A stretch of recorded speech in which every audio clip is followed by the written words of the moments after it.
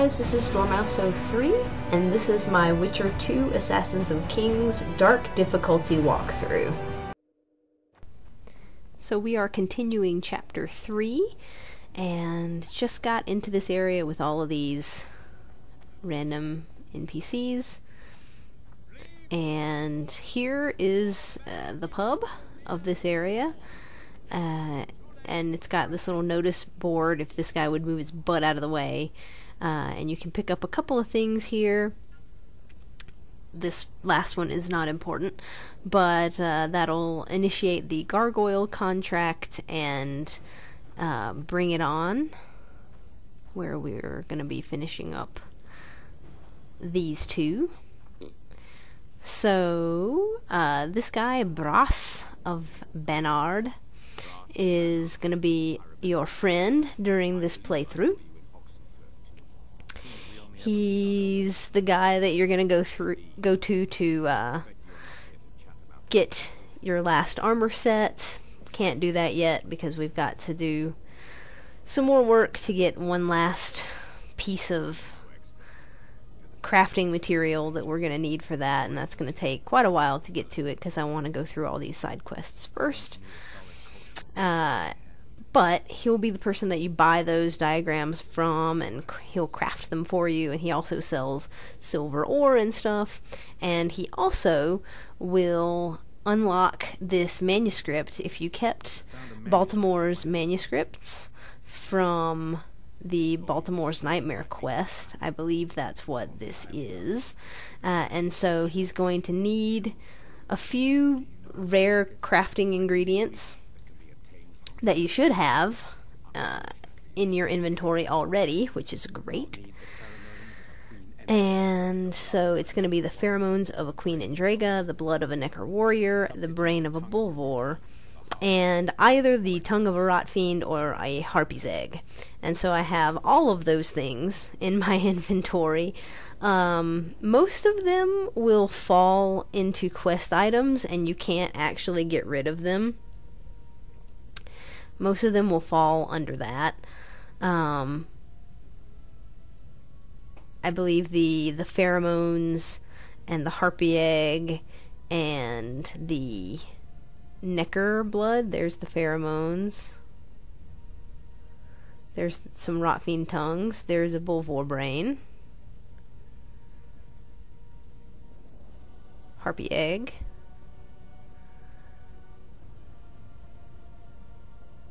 And the blood should be in there as well. And so all those things just sort of they fall into your quest items, and you can't really get rid of them anyway. And so as long as you fought all of those enemies, you should have all these items. There's the warrior Necker blood. And that's kind of frustrating because, you know, on the one hand, it keeps them for you for when you need them later, but on the other hand, if you didn't want to do this, or, you know, like that warrior Necker blood, I have 27 of those. It would have been nice to have been able to sell some of them off, you know, rather than have to keep them for no reason. And it sort of arbitrarily decides like which things it thinks you're going to need later. Because, I mean, who says that you're even going to do this quest? You could have gotten rid of that manuscript. You could have never done that quest. And you would have never been able to do this, and then you would have been keeping stuff in your inventory for no reason. But anyway, complaining aside, he's going to give you, when he unlocks the manuscript, it gives you the diagram for this sword, Cairn, which is a really good steel sword. And since it only uses iron ore, timber, and a few harpy feathers, I'm going to go ahead and make this, because it's going to be an upgrade from the steel sword that I have right now, and because I'm going to be waiting for so long to get the upgraded armor and weapons set, it's going to be a benefit to me. And so, you know, I'm looking at it, I'm seeing how much damage it does in comparison to the one that I'm using right now, and I'm deciding that You know, I think that this is a good idea.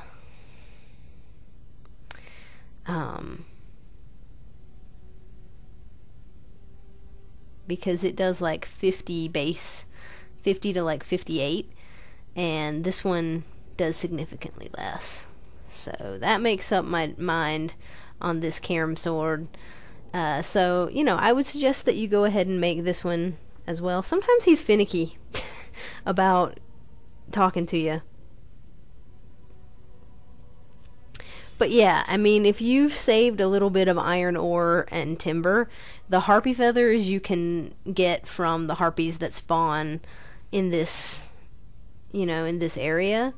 And so as long as you've kept some iron ore and some timber, or can, you know, loot some off of some of the crates and stuff that are around here, then that's a really good purchase for you. So right now, I'm gonna ask him about the gargoyles. Kinda, there are books and things that you can purchase to like be able to translate the runes, and there are ones that will give you some information about the gargoyles and stuff. So, you know, you can get those if you want to, but they're not necessary, and for me, I mean, it's kind of just a waste of money. Because I already know what to do for the quest. So, this is the mighty Numa. He is your last opponent for arm wrestling. And he is a big fat, I guess the equivalent of a steroid user in this world.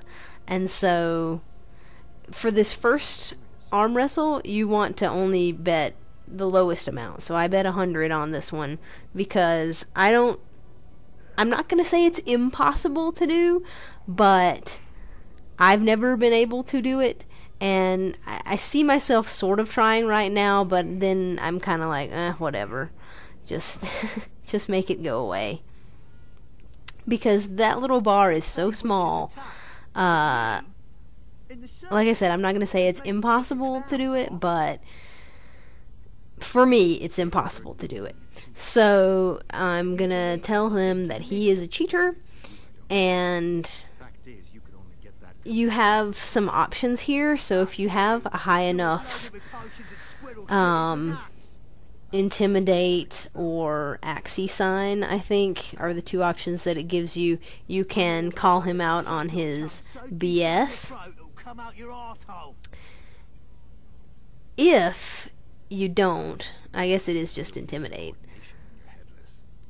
So as long as you're intimidating enough, and I'm not sure exactly what stats go into that, but whatever, we're pretty badass at this point. He kind of backs off and he's like, well, I'm sorry.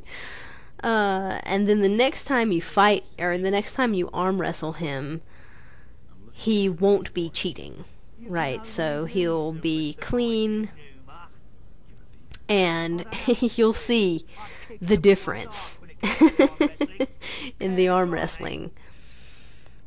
So, before, remember, it was this itty bitty little bar? Well, now, it's going to be quite different. So now you want to bet the max amount, because you'll be able to make up what you lost and then gain 100 orens. So, look at this! It is a huge bar, and so this turns into probably one of the easiest arm wrestling opponents. And there's your 200 orens. And Lelila's tits. Some of the cursing is just fantastic. Anyway, so that's the end of this particular little side quest. He's all, you know, sad because you beat him, and he's like, don't tell anybody, they'll kick me out of the circus, 'cause I'm supposed to beat everybody. I'm the mighty Numa. And so, if you weren't able to intimidate him into, you know, not cheating anymore, you can also talk to this guy Marcus, who is his apprentice, and he will tell you, you know, the secret to Mighty Numa's success is some kind of herb mixture, blah blah blah. And he'll offer to sell you some, which would then put you on common ground with Numa. So that's another option for you if you like. You don't have to do that. Obviously, I didn't want to buy the stuff from him, but that is an option that's available to you.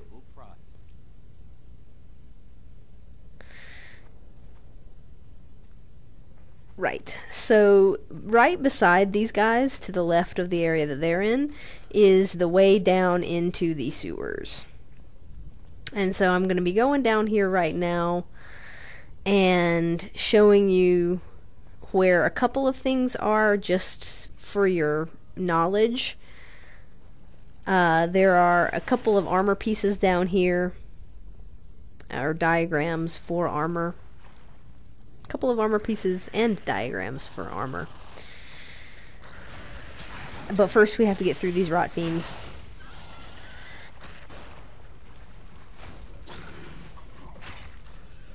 Who are, you know, not the toughest enemy anymore, especially when you can get some distance on them and use your Igni. But over here at this archway, or that doorway, if you're doing Roach's Path, there's a guardian there, and that's a fun little side quest. And it ends up allowing you to completely redistribute all of your talent points, which is cool if you're, you know, going for some of the achievements to like reach the ends of each of the 3 main paths. Or if you just kind of mess up what you've put points into and want to put points into something else, then, you know, you can do that. I wanted to try to pick up that Rotfiend's stuff, but it wouldn't let me. So in this chest right here is going to be a diagram for the armor of Ys. That is an okay armor. It's not the best, but it's an option.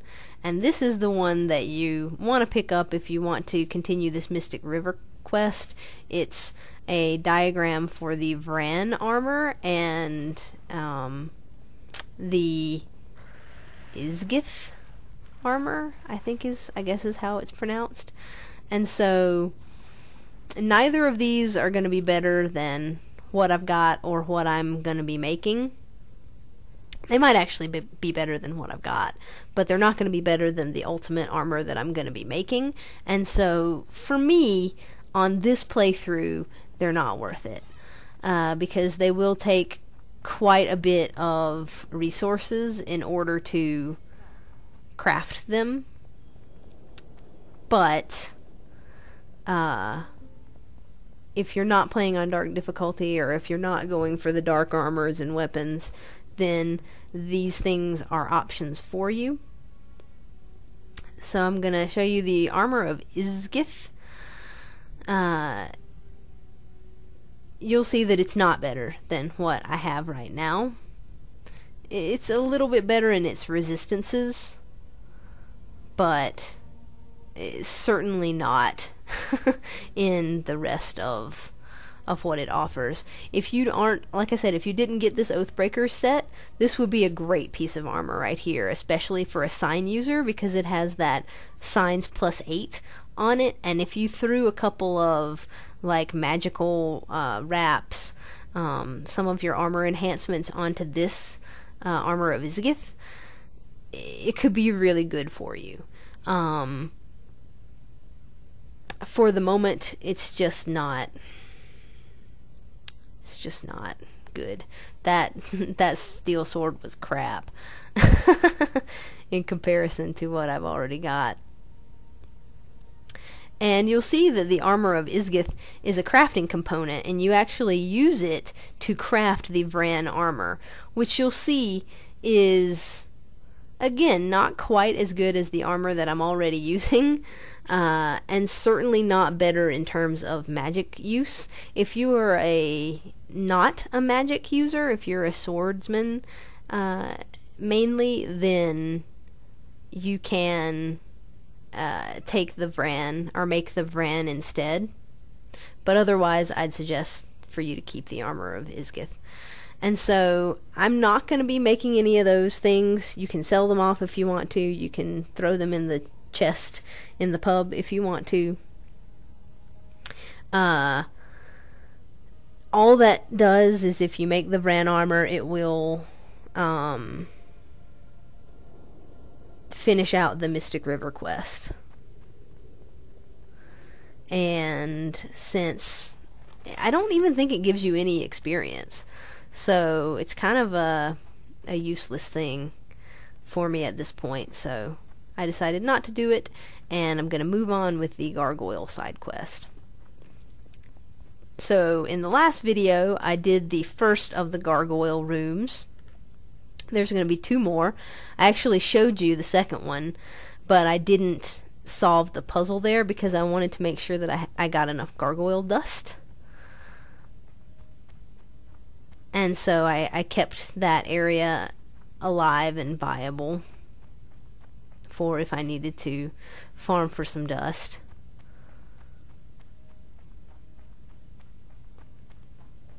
And so the third of the gargoyle areas is through the amphitheater.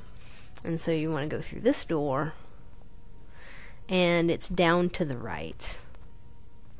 And again, these gargoyles can be really irritating enemies, because if they get you surrounded or cornered, it's just lights out, bad news. You might get trapped by some, and then they start exploding on you when you kill them. It's just, they can be irritating. So don't worry if it takes you a few tries to do this. I'm putting on Igni right now because I'm just testing my theory that Igni does nothing.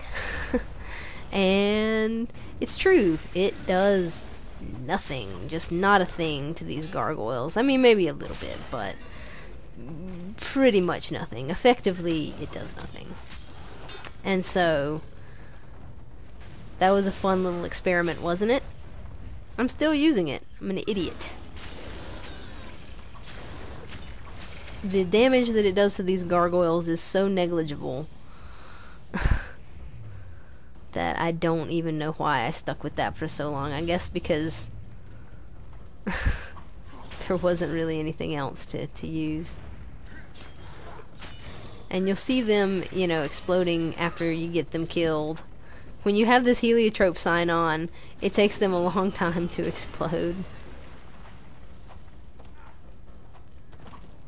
And sometimes it's hard to tell if you've, because these are dead. It's hard to tell if you've got them killed or not, which is kind of hilarious.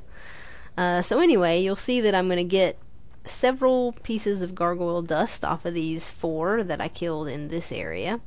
And that, in addition to the gargoyle dust that I got off of the other 2 areas, is enough for the armor set that I'm going to be making. And so that's good. You need 9 of them, and the only reason why I left that other set of gargoyles alive, honestly, is because I remember when I did this before, I killed them all and didn't have enough. Whatever happened with the drops was not good, and I ended up killing them all and then realizing that I did not have 9 gargoyle dusts. So that is why I was hesitant to go ahead and kill the others. So anyway, here's a encrypted room combination. On the dark sky, the beauty of a falcon's flight, faster and faster. So you have sky, art, animal, time is going to be the order for this one, because it refers to dark sky, and then beauty, and then falcon, and then faster and faster, which is a time reference. So we're gonna head on to these. So we're gonna do sky first. whenever it lets me. I think it wants you to put your weapon away before it lets you do it. I don't know if you heard that in the background, but it is storming really badly outside. So there might be some thunder. Thor is angry.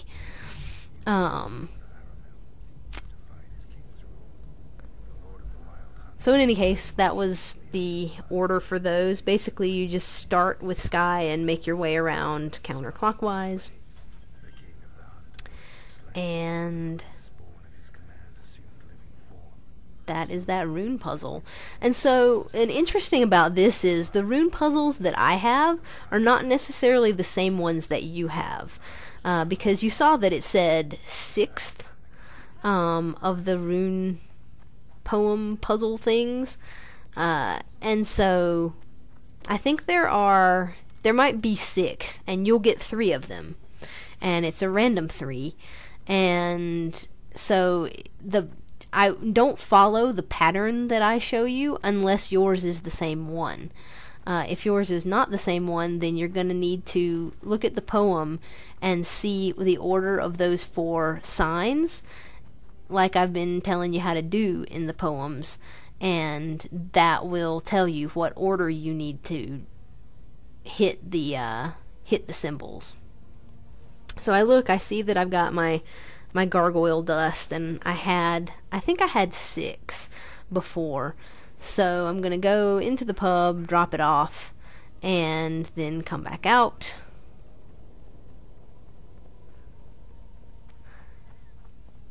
And head to the last of the gargoyles. Nothing special. So you want to be careful here. If you go past these guys, they will aggro on you, and I don't want to mess with them. You can probably kill them, but I didn't want to initiate anything that was going to mess up my quest progress. So I just kind of outran them and came over here to the harpies section. So if you want to be safe, just don't run past them. Go around. But I was impatient.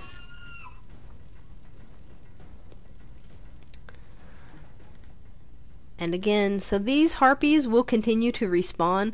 There may be a nest here that you might use as a harpy trap, and that will stop them from respawning, but there's really no need to. I mean, honestly, it's kind of good to have them there because you'll need a few harpy feathers for some of the things that we're crafting. We needed 4 of them, actually, to make that Cairn steel sword. So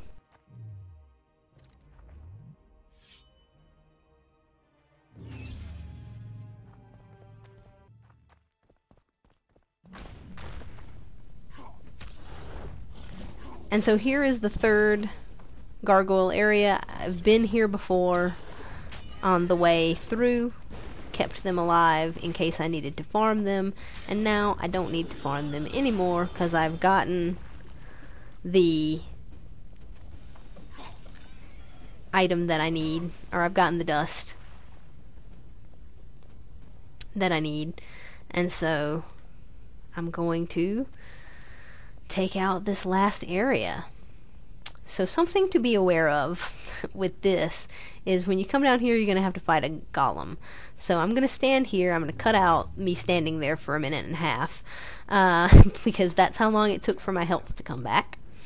And then I'm going to put on Kin, run in here, and fight this golem. So what you want to do is get him to run at you, dodge out of the way, and then hit him in the back, just like you see me do right there. Having the extra oomph to your roll is very good for this, because if he lands some of those attacks, you are just dead, especially if he hits you in the back as you're rolling away. So, anyway, that is how you want to handle him. And then you can come over here and read your last of the little runic haiku.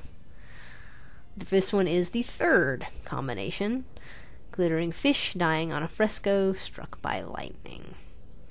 So you have animal, time for the dying, then you have fresco for art, and lightning in the sky. So that is the order for this one right here. It was animal first, and then it was time,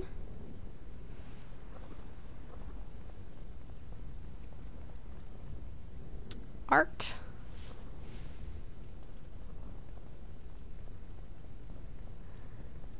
and sky.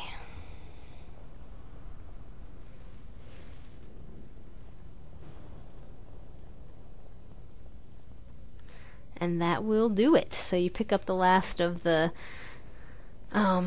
goodies from this chest, and you can head back out. So something important, that you see that door closed behind me. You cannot run back out that way to fight the golem. I have tried it to like get him out into the more open area. It seems like a good idea, but once you get back to the door, you can't get through it. It's closed and you can't open it. So you have to fight him in that room. And if you try to back up that way, you get yourself into a really bad situation because you can't roll past him because he's too big in that narrow walkway. So just be aware of that. Don't say I didn't warn ya.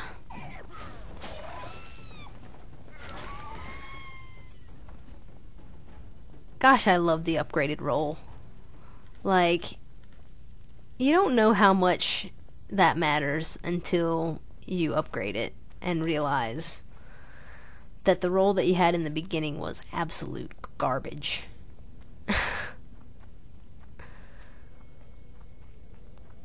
And the only reason that it took me so long to actually upgrade it was because I'm focusing on the signs this time through, and that's that. Otherwise, that would have been one of the first things I upgraded. So you come back to Brass and tell him that you got rid of the gargoyles, and that will complete that contract, which is absolutely fabulous. And it also gives you the achievement Pest Control if you've done all 4 of the pest contracts. So for us, that was the Indraga and the Neckers in Chapter 1, the Harpies in Chapter 2, and the Gargoyles in Chapter 3. And just for an added bonus, I noticed that I almost had 10,000 Orans right now, and so I'm selling off some of the random stuff that I've picked up. These Gargoyle trophies are not better than the Karen, in my opinion. So I got rid of them, and don't need that yellow meteorite ore anymore. These gargoyle hearts are not useful, and neither are these harpy eyes. And so that's going to put me up past the 10,000 mark after selling off all this stuff. And that should, once you exit this menu, get you the Miser achievement for collecting 10,000 Orans at once. There it is. Alright, so I will see you in the next one, guys. Thanks for watching.